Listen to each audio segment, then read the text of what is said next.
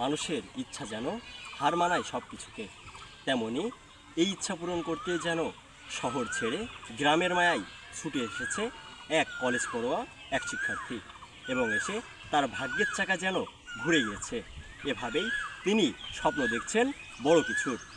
কেননা বলছি, তিনি এই জমিতে চাষ করেছেন লেবুসহ পেঁপে, এবং তিনি এই প্রজেক্টে অনেক আশাবাদী হয়ে এবং তিনি অনেক লাভবান হওয়ার স্বপ্ন দেখছেন কলেজ পড়ুয়া এক যুবক। তারই গল্প শোনাবো আজকে আমাদের দেশ জনতার প্রতিবেদনে। আমাদের সাথে থাকুন। শহর ছেড়ে গ্রামের টানে ছুটে আসা সেই যুবক যেন তার স্বপ্নের পিছনে সবসময় কঠোর পরিশ্রম করছে। তিনি তার এই স্বপ্নকে বাস্তবায়ন করার জন্য তার নিজের সবটুকু দিয়ে যেন এই প্রজেক্টে ব্যয় করছে।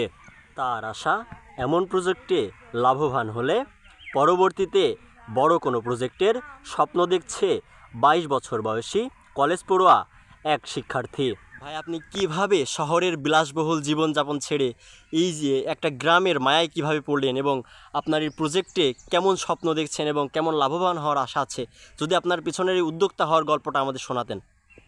আসলে ফার্স্ট অফ অল একটা বিষয় হচ্ছে, আমার গ্রামই কিন্তু ভালো লাগে। এটা একদম প্রথম একটা বিষয় যে শহরের তুলনায় আমার গ্রামটাই বেশি ভালো লাগে। আর গ্রামে যেভাবে আসলে ইনকাম সোর্স এখন তৈরি করা যায়, আর শহরের মানুষের যেভাবে গ্রামের প্রতি ঝুঁকছে, যেভাবে গ্রামের ভেতরে আসার একটা চিন্তা ভাবনা করছে, এটা আমার আসলে খুব ভালো লাগে। কারণ গ্রামীণ জীবন, পরিবেশ, বাতাস, হাওয়া, গ্রামের প্রকৃতি, ফসল, গরু ছাগল, এইরকম মাঠ, সুন্দর প্রকৃতি, নদী নালা, খাল বিল আমার অনেক আগে থেকে। যে এরকম উদ্যোক্তা হওয়ার সাহস কোথায় পেলেন? আপনার তো একটু জ্ঞান থাকা দরকার। আপনি কি এই সম্পর্কে পড়ালেখা করছেন, নাকি কোনো কারোর কৃষি অধিদপ্তরের সহায়তা আপনি এটা করছেন? কোনটা কি বলতে চাচ্ছেন? আসলে আমি এসএসসি পাস করার পরে একটা সিদ্ধান্ত নিই, আমার পরিবার থেকে আমার বাবাও এই সাপোর্টটা দেয় যে কৃষিতে ডিপ্লোমা করব। আসলে কৃষিতে ডিপ্লোমা করলে আমি ছাত্র হিসাবেও খুব একটা জোরালো না প্রথমত, আর দ্বিতীয়ত কৃষিতে আমার পড়ার অনেক আগে থেকে ইচ্ছা ছিল।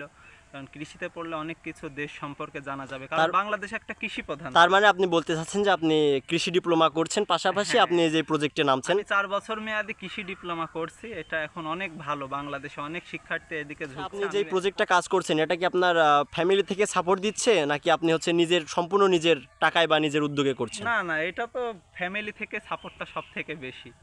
পরিশ্রম যাই করি না কেন, ফ্যামিলি থেকে বাবার সাপোর্টটা বেশি। তার কারণ হলো বাবা এখানে একটা বাড়ি তৈরি হচ্ছে, এবং পুকুরে চাষবাস সব কিছুই তার অর্থে করা, এবং আমি পার্সোনালি চেষ্টা করছি যতটুকু পারি আর কি নিজে এটা সামাল দেওয়া।